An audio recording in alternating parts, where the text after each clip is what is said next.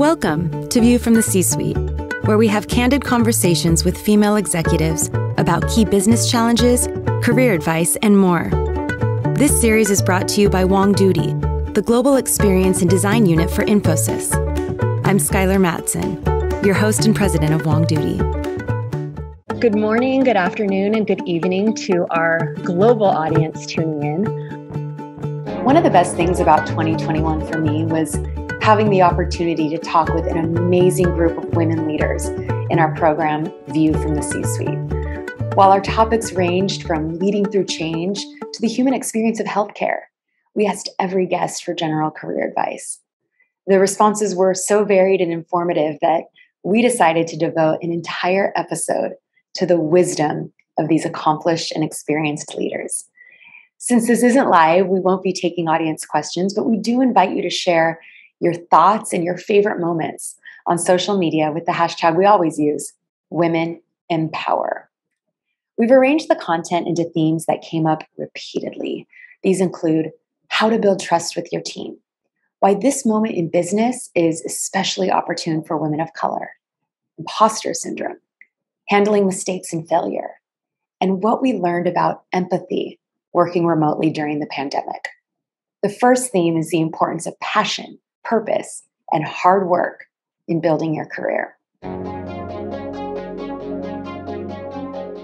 Passion drives everything. And it goes back to the purpose, right? So if you are passionate about something, you're passionate about the purpose, you're passionate about your role, it basically takes you to the next level. And that's how I've actually led my entire career. I spent about 10 plus years in engineering roles, starting my life at HP. This was in the early 90s. And so at that particular time, I didn't know the world of marketing. But now, having lived through both careers, both on the engineering side as well as the marketing side, it's extremely important, to find your passion. So when I made the switch from engineering to marketing, I get asked this question all the time. Why did I make the switch? It's because even while I was in engineering, my passion, I was customer obsessed. It's about being able to understand. When I was in engineering, it was about making sure that I can build products which will basically solve customer pain points. Now I'm in marketing, it's the exact same thing. It's being able to build the messages which will land very well with the customer in order to solve their customer pain points, right? So the passion is absolutely critical and important. So that's one. When you have a passion to make a change, basically make sure that you follow through. And I'll give you two of my quotes. For me, strategy without execution is hallucination. So I'll also say I have a degree in get shit done. So I would pretty much say that when you have a passion, don't lose focus. Make sure that you follow through. When you have a strategy, understand whether you have to believe in it, and then you are the one who can actually make that happen. A career in getting shit done. I love that quote from Aruna. And while many leaders talk about using your passion to push yourself to the next level, Angela wisely reminded us that career advancement takes time, and that if you work hard and stay the course, you'll reach your goals. I always tell people to be patient. I know that's a really hard thing, but you have to prove yourself and sit a little bit in a position for a while before you can really go on to the next one. And it's okay. I was passed over for some positions in my career. I had to wait for things to be, offered to me when I thought they might be at an earlier time. Eventually you will get to your goals. And I agree, the passion to keep going, even if things don't go your way or on your timeline, do not let that thwart you. And for me, it's great work. Great work stands out. That's how you get mentors. That's how you get sponsors. You get recognized through your great, consistent work. And don't ever let the gas up on that, because at the end of the day, that's what you're there to do, to provide for your part of the company. And when you do great work consistently, I'm telling you, it worked on my behalf many, many times. I am a hard worker. I love what I do. But, you know, I'm also very reliable, and I think people just realize that over time, you know, I was here to stay, and I was very serious about what I was doing, and, you know, it ultimately paid off. But I have to be honest, it's been 30 years in the making, so that's when I say be a little patient, because it didn't happen overnight. It certainly didn't, but the journey's been amazing, and so I wouldn't take away anything that I learned along the way, for sure. So, you know, just if you got the passion, you've got the work ethic, I would say that you will get to your goals. Absolutely 100% true. As a host, it's been a privilege to hear insights from our guests of color on what advice they would share for women of color as they advance their careers. From being true to yourself to learning to put yourself forward, Maya and Bee shared essential advice. Where I've done well is when I've been myself, right? So I would say be authentic and be true to yourself, because people can see if you're not being true to yourself. And you know, take advantage of the fact that DEI is trending. It brings more opportunities, and you leverage that with your expertise and your skills, and you'll do well. But definitely just be true to yourself. I would say put yourself out there. And so this is not just B. Perez saying this, but there's a lot of data that shows that Latinas wait to be invited to a meeting, wait to be invited to a party. Where, you know, the culture dynamics tend to be very polite. And what I would say is that what I learned when I was younger is that, well, I wasn't going to get invited if I didn't raise my hand, if I didn't say, oh, actually, I would love to be in that meeting, even if it's just to learn. And so as an aspiring Latina in business or in your area of expertise, I would actually offer yourself up. Don't wait to be invited. You might get invited, and that's great if someone's, you know, thinking about it and being more inclusive. But sometimes it's just something that's not on their radar. And so assume that there's positive intent there, but you're not on the radar yet. So invite yourself and say, I'd really like to go. The worst that will happen is they'll say, not this time, but maybe a next time. But you'll then now be on their radar. And I learned that because I used to wait, and then I'd say, well, why wasn't I invited to that meeting? And then one day I had someone said to me, someone who I now keep in touch with, who was at Coke for 40 years. And he said to me, why were you waiting to be invited? Why didn't you just say you wanted to come? What was the big deal? And I said, well, because everyone had bigger titles than me. I didn't think I could say I wanted to go. And he started laughing, and I was like, why are you laughing at me? And he said, I don't know if it's because you're a woman. I don't know if it's because you're a Latina, but get over it. And he said, you shouldn't separate yourself. You should become one of that group, and you should invite yourself in. And if they say no, it's their loss. That changed my mindset. And all of a sudden, I either invited myself or asked to be invited to several meetings. You know, dinner's off to the side. I'd say, can I go? I used to get so nervous to do it. But you can get more comfortable over time. And you might get a lot of no's, and that's okay. But at least they will remember that you asked, and that maybe next time they'll invite you in. Putting yourself forward is an incredibly brave action, but the reward is worth the risk. The theme of risk-taking came up many times in View from the C-Suite. Several of our guests emphasized the importance of trying new things, getting outside of your comfort zone. Take the curvy road and enjoy the ride. So instead of being like overly concerned about creating a straight line up, you know, really enjoy the twists and turns of like lateral moves or being the new kid, whether that's in new organizations or functions or industries and communities. You know, you can really learn so much. A career is not a ladder up. It's more like that geodesic dome.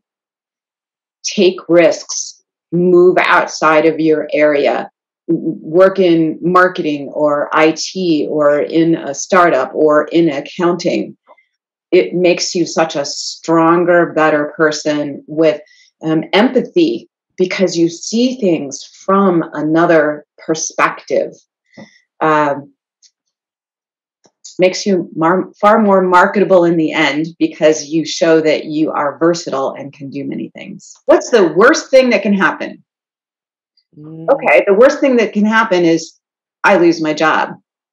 You know what? I just made myself more marketable because I showed I was willing to take a risk, and I added it to my professional development. And guess what? Somebody else will probably pay me more money, and I'll be continuing to add. That's the narrative. That's my narrative for failure. my first career, my first journey was really in the Department of Defense. Now, what was probably challenging about that, but at the same time fulfilling, is that I was a young woman. I was usually the only woman in the room.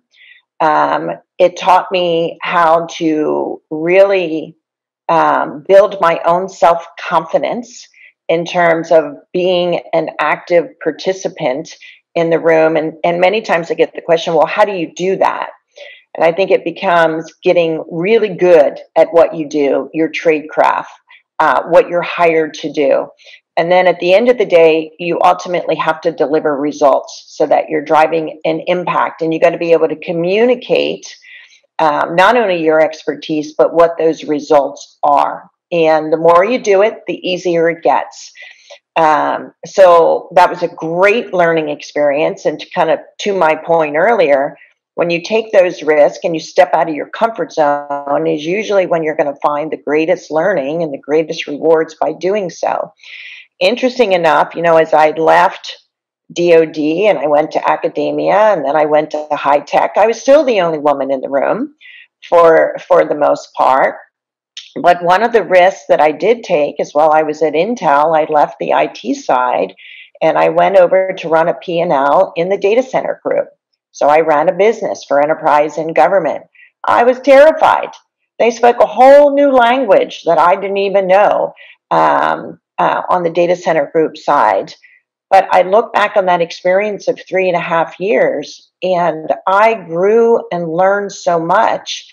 I really believe that it ultimately made me a better CIO as I stepped into healthcare. So I think each of those opportunities, they're all different. They were all challenging. I think anytime you start a new job, if it's not a little bit challenging, then maybe you're not pushing yourself enough, right? Because there should be a little bit of, wow, I got a lot to learn. I find it so inspiring to hear encouragement to take risks and to also hear the concrete things our guests learned along the way. But taking risks can be scary and it's easy to feel insecure or out of place, which is why I love this next segment on imposter syndrome. Many of us experience it. I've experienced it, but you don't have to let it be a barrier to your career. You can actually use it to find the best version of yourself. For me, the single biggest blocker I see in becoming more of who you are is imposter syndrome. I used to think I had to imitate the leadership style of other leaders, and those were mainly white men. But when I did, I started to experience imposter syndrome. And people will define this differently for themselves, but it was like all of my achievements were gained by luck and not by the hard work I had put in. And I had a great mentor at the time who was a super authentic leader who explained to me that many people, I think it's actually 70%, experience it, and it was all part of growth. And he helped me work my way out of it and to recognize my weaknesses and to harness my strengths. So I wish I had known about that. I didn't even know what it was called. But it definitely was a blocker for me when I was younger. And so I talk about it very, very openly now, but I wish I'd known about it then. Throughout every point of your career, especially as you step into something new or something bigger, part of that is, one, you've absolutely earned it, but then two, there's a lot of unknown. Mm-hmm. And that's part of continuing in your career. And in that unknown, there's people who say, fake it till you make it. And I'm like, no. You learn along the way. You fly the plane while you're building it. And that's okay. Right? You don't need to know it all. And I think that's the part that's helped me get through it, is recognizing that there's enough people that believe in me to be in this seat, right? That I've done enough to earn the seat, but I have enough humility to know that I don't know it all and I won't know it all. And that's where I think the best part or the best things that I've been able to do is to surround myself with great experts and partner and learn, right? And to be confident in what I do bring to the table, but to be honest and open to say, hey, I need you and your expertise, and together we're going to do awesome, right? Because I think Suma mentioned earlier, like, it takes a village, and it does. And so, yes, you go through this moment where you have self-doubt, but you also have that village to balance you and kind of kick you in the pants sometimes to say, okay, like, you got this. We got this, more importantly.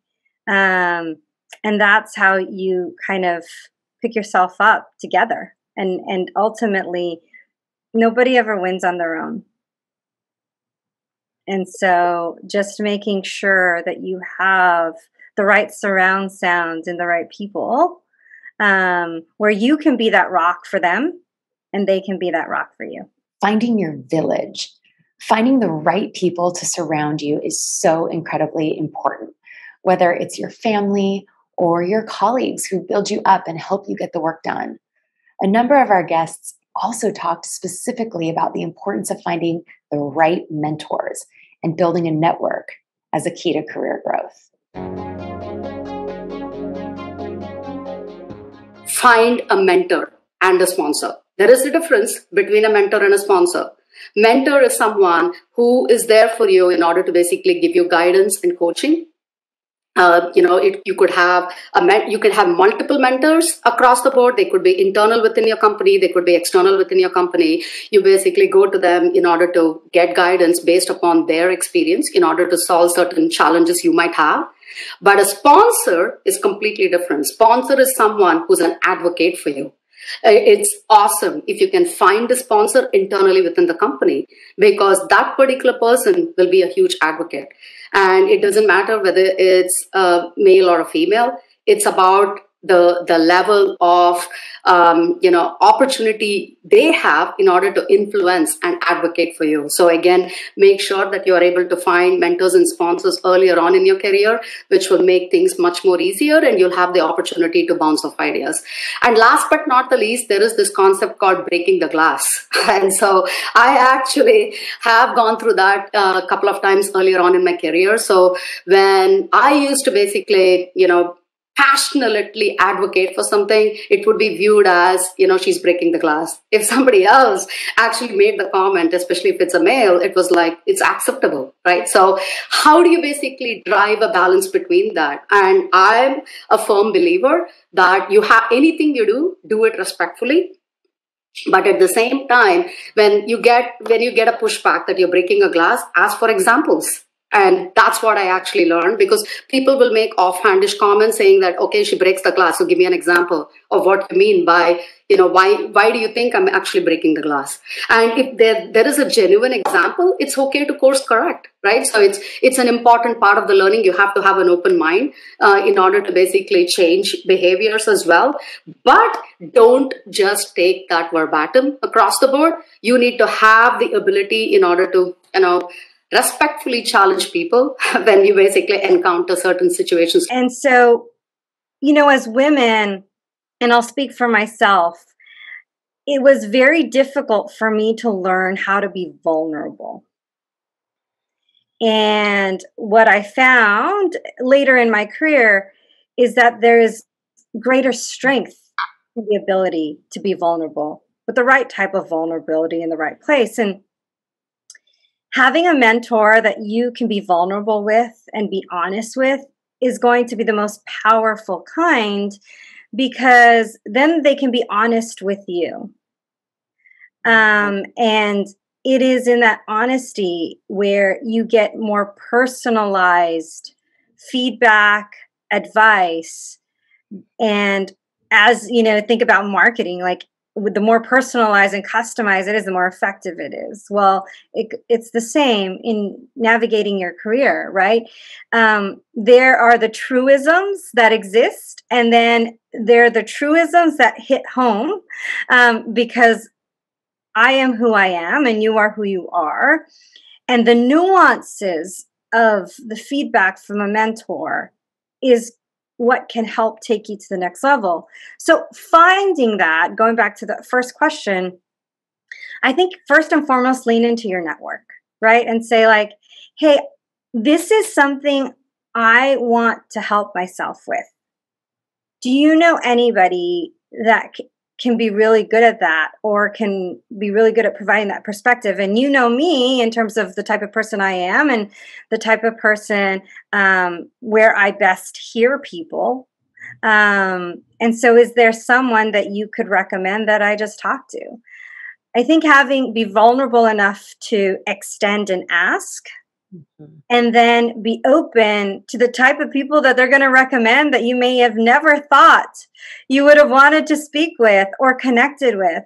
And then suddenly you have that connection is pretty special. And, you know, it's not necessarily approaching someone, hey, will you be my mentor? But rather, hey, can I ask your advice on something? Hey, can I get your perspective on something? And it's a start.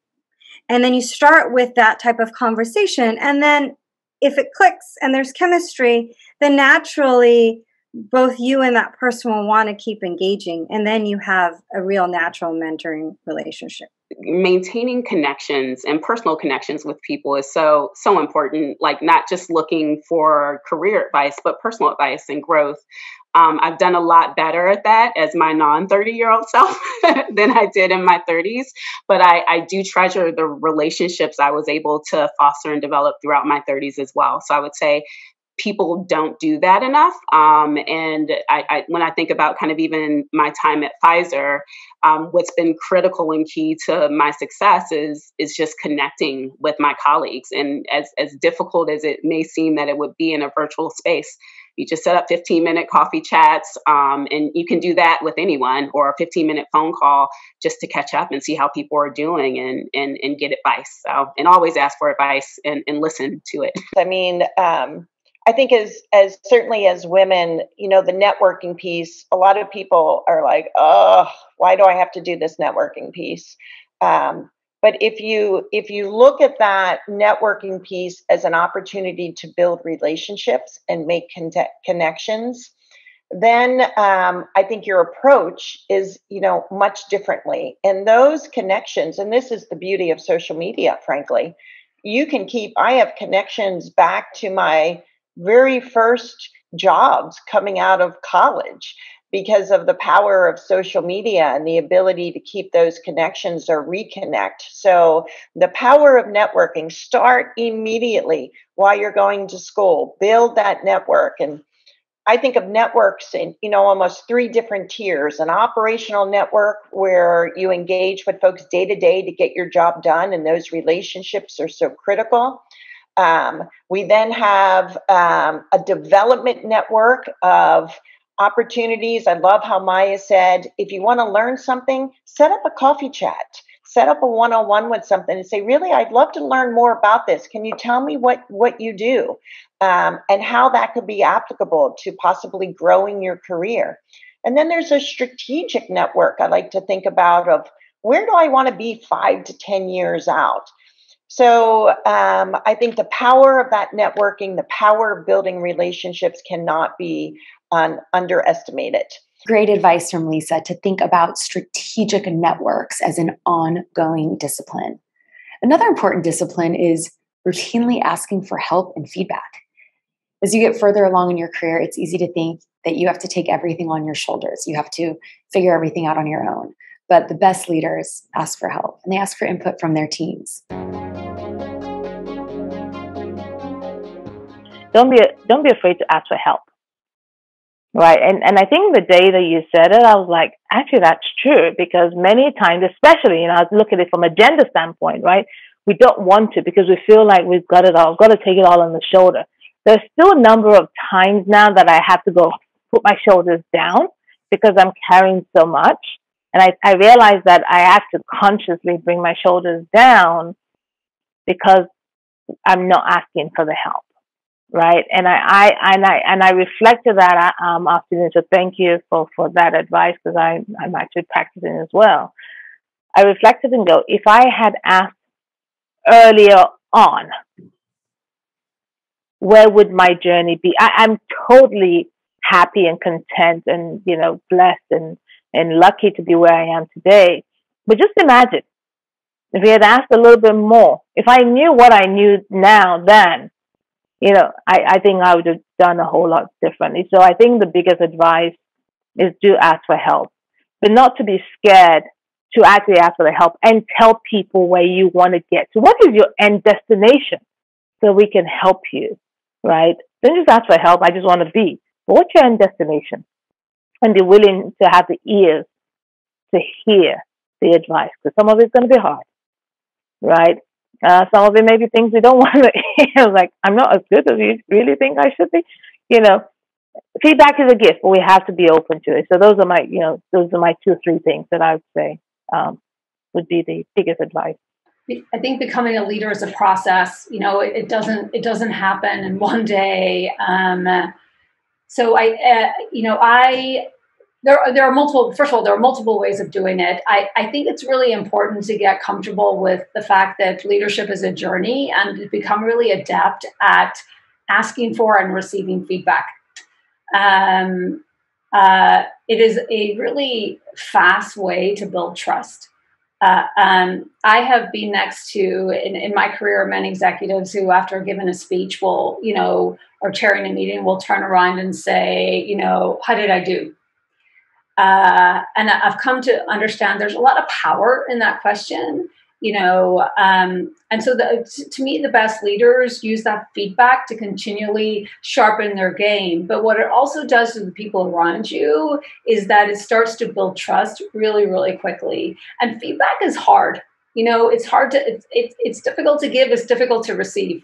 And I think if you, you know, as leaders, no matter where you are, you know, junior leaders, senior leaders, the more often you can give and receive feedback, and the more often you ask for it, which not often people actually ask for it, you can build trust much quicker with your teams, with each other, when it's given and received on a regular basis. How wonderful that the byproduct of asking for feedback is building more trust with your team. With trust, you can overcome difficulties. With trust, you can make mistakes and learn from them as an individual and as a team. Trust is a powerful thing. And for me, it's demonstrative when I know that they are vulnerable enough to say, if I fail, she's got my back. Right? And I think that's an important element, because I think sometimes they go, are they doing the right thing? What if they're doing the wrong thing? It's okay. Right? For me, it's okay to fail. It's okay to make mistakes. But I have to, you know, I'm going to be there to support you, because we are making that mistakes together. Right? It's not you fail, it's we fail. Okay, then we'll pick up and learn from that. And I think that's what I always tell people, is I always turn it the other way. It's not as always when it's always good to say, well, we can make great decisions. The challenge is always when how do they really know you really trust them in terms of adversity, right? And I think that's the fundamental. And for me, that's when my team knows I got your back regardless. We're in this together. It's a we, not a you or an I. I think that's important. And how you talk, how you behave, you know, your mannerism, it all matters, because it's all those unspoken, you know, body language that goes a whole long way. Trust should be something that is table stakes. Mm-hmm. We should be trusting absolutely everybody in the organization. Oh, okay, every now and then there is a person who will violate compliance or ethics, and that is a bigger problem. Right? Let's just acknowledge that sometimes that happens. We hire great people, and if they're not delivering, if we're not developing them, I'm sorry, but that's on me. So I believe we should inherently trust everybody in an organization if we're providing them the tools, if we're providing them our why, and educating them on the strategy. Sorry, absolutely. I jumped right over that, but I felt passionate. No. I was going to answer exactly the same way you did, because I felt like it's table stakes. You absolutely have to. I mean, unless they prove you wrong, that's a different element. But you still have to give them chances, regardless. So, Otherwise, why hire them? Why are they part of your team? You know, I always say to people, everybody on my organization, we're all one team. I got to be in the same bunker with you. And the moment that I don't want to be in the bunker with you, then that means maybe it's me, because I'm the minority versus the cohort, right? It's a community. So I totally am 150% alignment with what Diane said. I think growth really does come from mistakes. I know these all sorts of sayings there, and it sounds cliche, but it's true. And so I wish that in my 30-year-old self, I understood better that language does matter. How you communicate, how you share ideas and convey ideas, how you look at areas that are relevant and make sure you're asking the right questions at the same time. I wish I knew all of that, because even still today, I fall back and learn those lessons again and again. I know when I miscommunicate, and then you just go, oh, how could I have done that? And sometimes you pay a price, and sometimes it just kind of goes by the wayside. But it's those moments where I look back and I say, when I was 30, I don't think I knew what questions to ask, or I'm not sure I asked for enough help. I'm not sure I offered enough help. I'm not sure that I understood that maybe a conversation I wanted to have wasn't relevant to the person I was having it with. And so I just look at all those moments and I say, you know what, I also believe in no regrets. I'm like, you know what, there are no regrets. Those are all learning moments, and you just keep moving forward in life, and you just, you kind of pull yourself back up and you learn and you go through it and you just keep going. And I think that's all too important.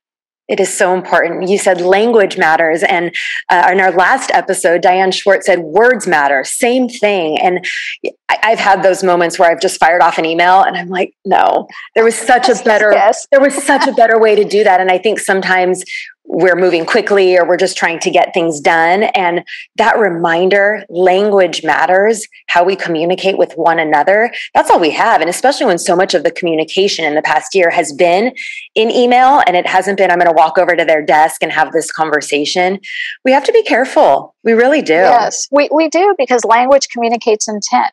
And so while you might have really good intent, if you're miscommunicating, the intent might be misconstrued. And so I think it's really important. And I'd say, I just would add on to one thing. You have your language and how you communicate, you have your integrity. They go hand in hand. But sometimes language can actually make people feel like your integrity has been compromised. And so I think it's just a reminder. And if you make a mistake in language, admitting it and going back and clarifying. I mean, I think those moments are equally as important. You don't want to leave something on the table that you didn't clarify. If you walk away and you realize, oh gosh, I didn't communicate that as well as I could have, or maybe I didn't help them enough, or maybe I didn't ask the right, go back. Don't be afraid to go back either. I mean, I think that these are the things that language matters, and you could leave someone with the wrong impression or the wrong spirit of intent if you're not communicating in the way that really connects and is truly to the spirit of your integrity. Yeah, you're absolutely right. Go back and admit, you know what, I know I could have done that better. Yes, exactly. I have done that. Trust me, people appreciate it, and sometimes it's a really painful moment. I mean, I still get the sweaty palms and I think to myself, gosh, they're going to think I'm a terrible person, right? And I didn't mean to do that, or I didn't mean to say it that way. And then you get so nervous. And when you simply just go back and you say, hey, either I'm sorry or I didn't mean to communicate this way. Can I have a do-over? Now, you don't always have that do-over. Sometimes you're in a panel discussion like this or a live moment where you don't get the do-over, but that's okay. You also have to forgive yourself, and I think that that's equally important. The pandemic has taught us a lot about work-life balance. We're trying to support working parents and connect more personally, more authentically over video calls.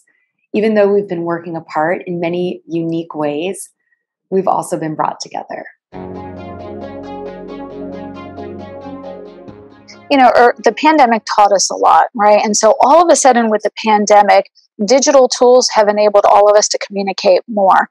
But what's also happened is when you had moms who had, or parents, I should say, with kids who are at home, and now you might have a family with, 3 kids and 2 parents, or 3 kids and 1 parent, and you need to actually help become the teacher as well as the employee, the partner. You're playing all these new roles. So how do you do it all?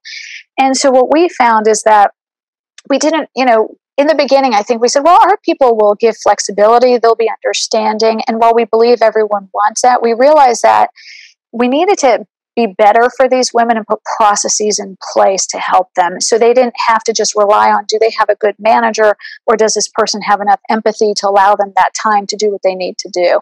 And so we did. We actually pulled together global policies, and we said, please make sure that you're allowing people the flexibility to work within their constraints. So while you might have traditional work hours, you kind of need to look at this differently and allow them to get their work done when it works best for them. At the same time, even now, I'll fast forward all the way to some folks are starting to open offices, other offices are not open. We said, for our Atlanta office, we're not going to set a return to work date or return to office, I should say, because women have been working, we've all been working, but return to the office is still September 7th. But even with that, we said, but it's flexible. If your job can be done at home or in a different way, do it, because we also know that not everyone yet has an ability to take care of their children and have the right resources. So how do we help them get the resources? Which is also about providing access to resources. So we started to build partnerships so women can establish emergency care, have a network to be able to talk to and communicate to. We also did some funding to support women to be able to better work at home, and really all employees to better work at home. Because what we found is that when we put programs in place for moms, it equally works for the whole family unit, and it works for people even who don't have children. Yeah. And so when we got very focused, we said, let's make sure we have this in place. We also have parental leave programs and some of the traditional things you would expect. I say traditional, but I do know some companies don't have that either. So we believe it's sort of a team effort. And, and I can tell you, I have one individual on my team where she's a superstar. I can tell you you'll be interviewing her at some point because she will take this job that I'm in. She's phenomenal. She has 2 young kids under the age of, 10 or 11 years old. And it's a lot. And she's in a dual working household. And I remember watching her trying to keep it all together. And I finally said to her, and just out of respect for her, I won't use her name, but I said, it's okay. You don't have to do this. You can it's okay to not be perfect, and it's okay to miss this deadline. Just let me know how I can help. And it was also my reminder as the leader and the manager to make sure I gave that permission and said, it's okay. How can we adjust together? So we do have the policies, we have the protocols, we do have the avenues where people can ask for help and the resources. At the same time, I think it's up to each one of us to make sure that as a manager, as a leader, that we're really tuned into what our people need, because I don't want to lose my talented, colleague who is going to someday sit in this seat and be the person who gets interviewed because she simply needs some time and some resource and some energy. And by the way, I would tell all your employees, take vacations. People really do need it. And even if it's a staycation, take it. Give them the time to not check the email and to not call you back. The world will not fall apart. I mean, at least not in my business. I don't believe that things fall apart. I mean, I really do think we've got to give people time and space. In Sanskrit, I come from India. There's a word called Vasudaika Kutumbam, means the whole world is my family. And it's literally the whole world is my family. So I think with the pandemic and the virtual connections and everybody going through this thing together, right? Before there were parts of India that were going through a plague, or parts of another country with strife and political unrest and stuff. But with this pandemic, we all experienced something together as a humanity. And that to me is very powerful, even though there was a lot of negativity, a lot of stuff. But together as humans, we experience the same thing in so many different countries. And I think we will be together stronger because of that. I couldn't wrap it up better than Suma. Thank you to all our guests this year who helped us be stronger together. We appreciate the support of our clients, our colleagues at Infosys, those of you in the audience who join and ask such great questions.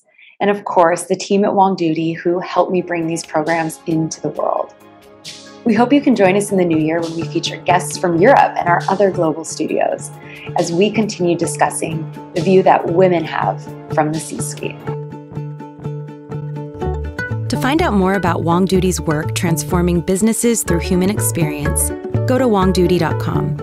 If you're a woman in the C-suite and would like to be a guest on this show, please reach out to me at womenleaders@wongduty.com.